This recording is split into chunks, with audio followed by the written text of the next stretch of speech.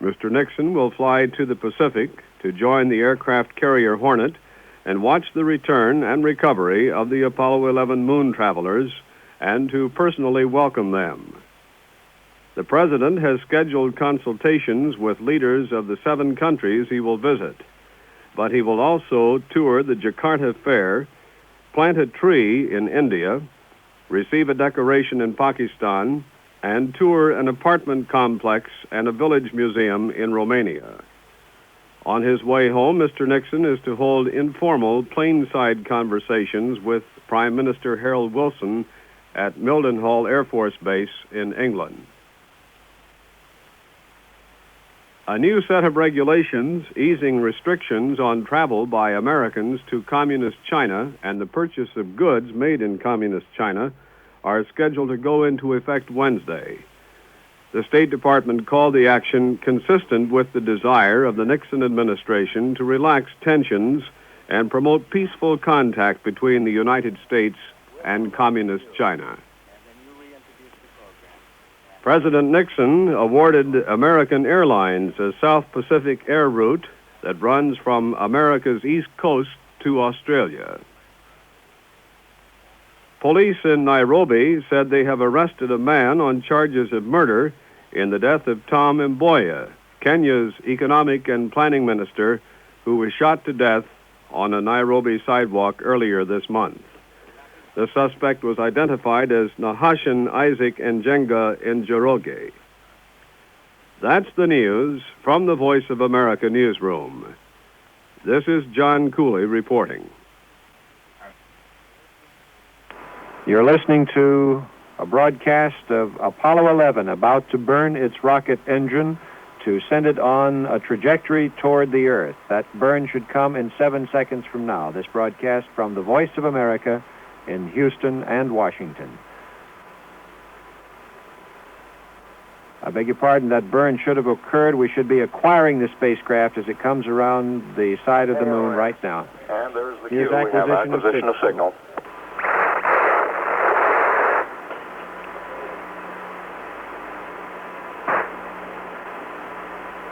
Acquisition of signal, meaning that telemetry is coming in from the spacecraft. The burn took place behind the moon, out of touch with the Earth, and this countdown there, was to the time when the spacecraft should come into view. Let's stand by for the first words we may hear. We have data right on schedule.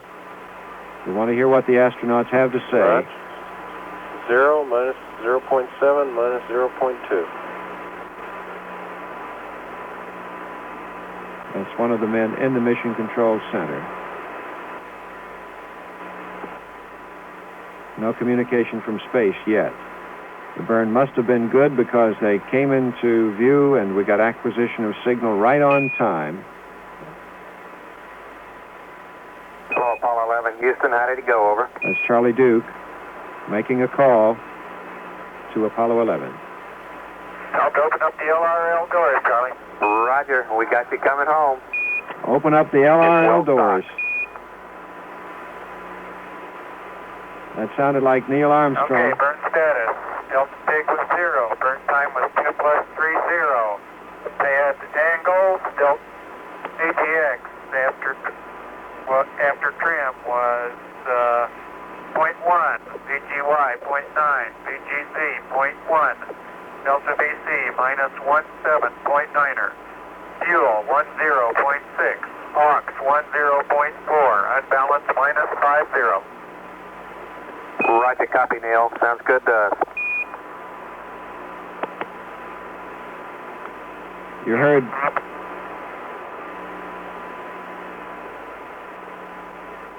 heard Neil Armstrong say... Apollo 11, Houston, all your systems look real good to us.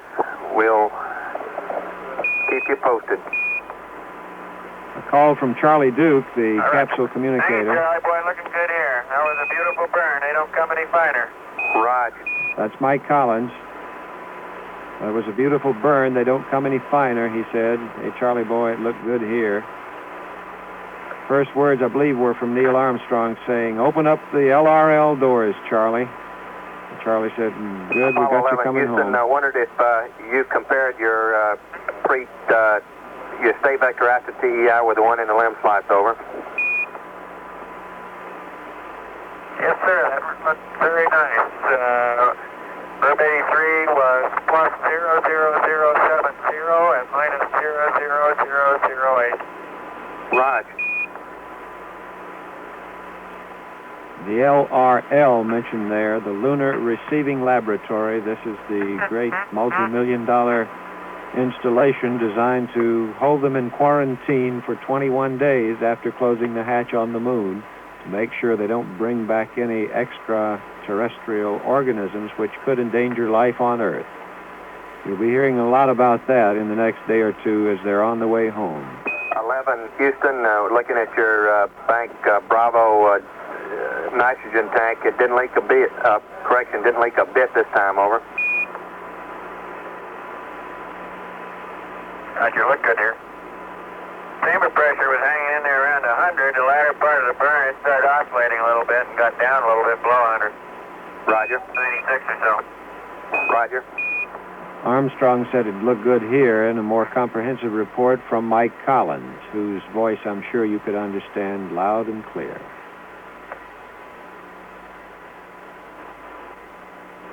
Our broadcast being monitored by the recovery ships. Some 2,200 men on the aircraft carrier Hornet out there in the Pacific. I hope the signal is good. It's night here in Houston. The conversation so far has been from Neil Armstrong and Mike Collins. That last comment came from Collins.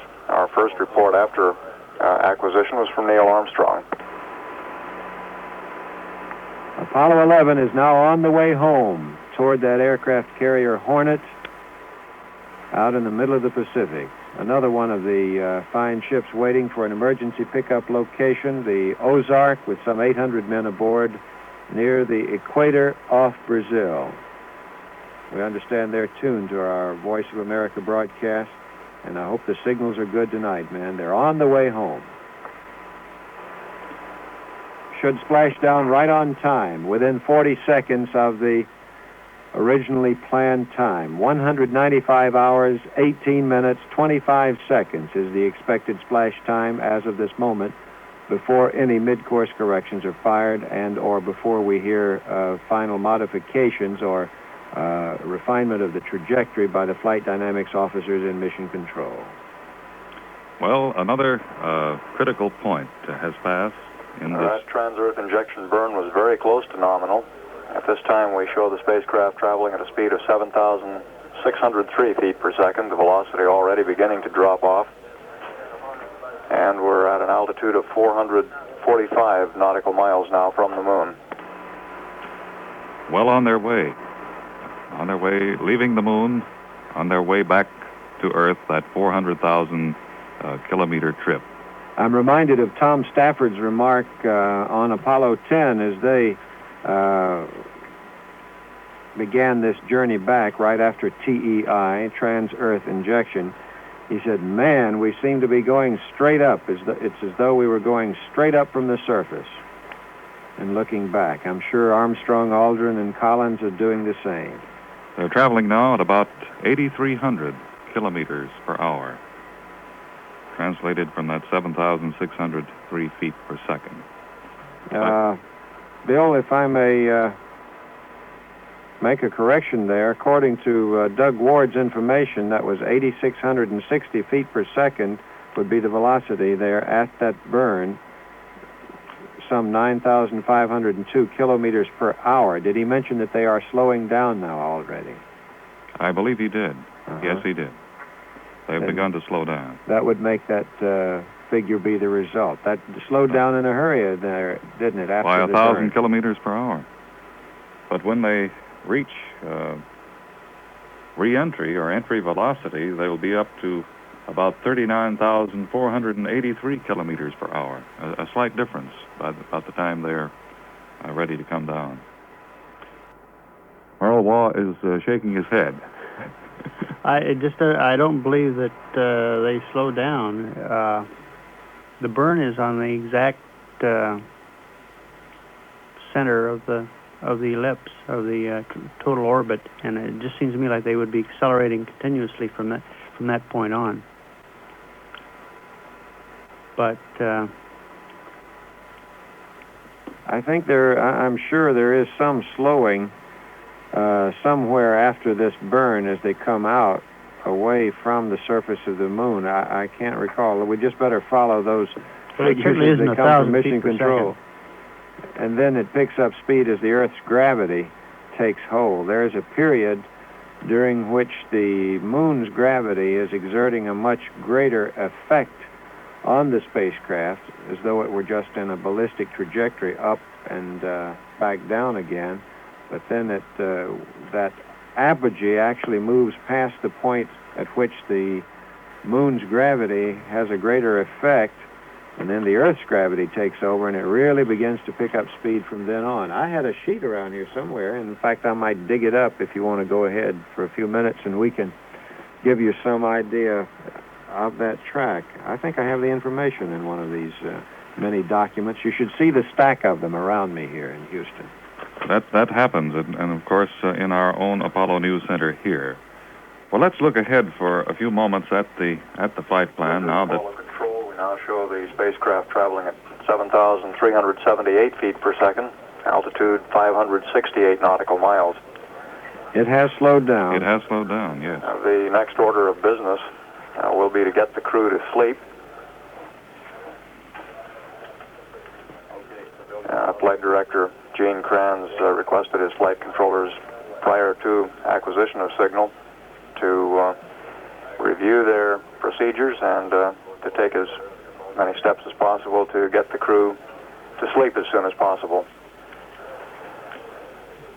There will be a press conference in the Building 1 auditorium. We estimate the time on that at about 12:30 Central Daylight Time.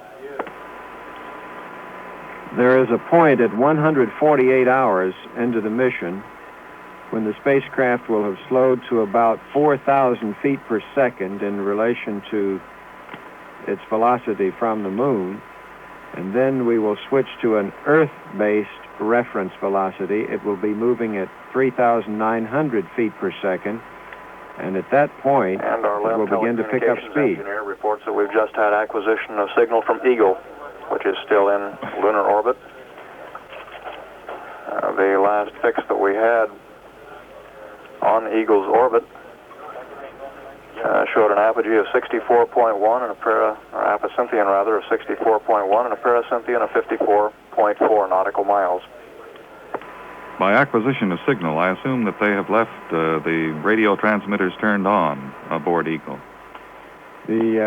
Certainly the transponder. The spacecraft altitude has now climbed to almost 700 nautical miles from the moon. We show a weight of 26,510 pounds, about 10,000 pounds less than what we had, actually about 1,100 or 11,000 pounds. Let's correct that, about 10,100 pounds less than what we had prior to the trans-Earth injection burn. Obviously, if they were watching the primary guidance and navigation system performance, they would be getting telemetry data on Eagle, and so it must be transmitting under full conditions until the batteries run out. And as I reported earlier, the primary guidance and navigation system has finally succumbed to the heat after being denied its coolant. This was to see what would happen in an emergency situation of this sort. In a way, Red, it's really too bad we can't continue tracking the LEM because it would give us some additional very valuable information on the mass cons. It would be something that maybe we could hope to do on some future mission. Don?